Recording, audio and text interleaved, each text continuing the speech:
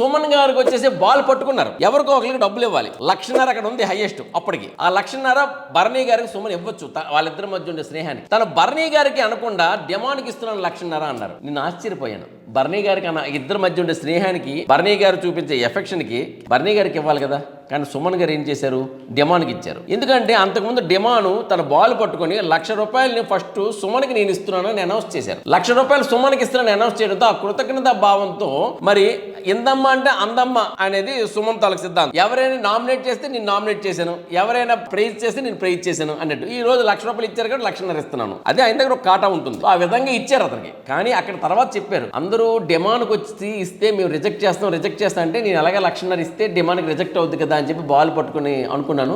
అందరూ కూడా యాక్సెప్ట్ అనడంతో 1,00,000 అతనికి వెళ్ళిపోయింది.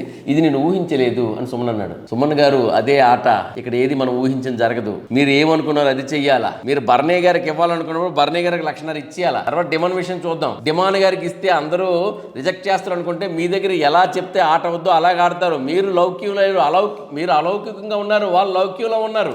ఒకవేళ మీకు తెలిసి ఎలా చేశారంటే మీరు లౌక్యంగా ఉన్నట్టు లెక్క. కాబట్టి ఏంటంటే ఇక్కడ సుమన్ గారు బాల్ తీసుకుని 1,00,000 భరణి గారికి ఇవ్వకుండా డిమాండ్కి ఇవ్వడం పర్ఫెక్టా లేకపోతే మిస్టేకా అనేది ప్రేక్షకులు నెక్స్ట్ మీ యొక్క ఆలోచనకే అది విడిచిపెడుతున్నాం. తర్వాత నాగార్జున గారు ఏం చెప్తారో చూద్దాం.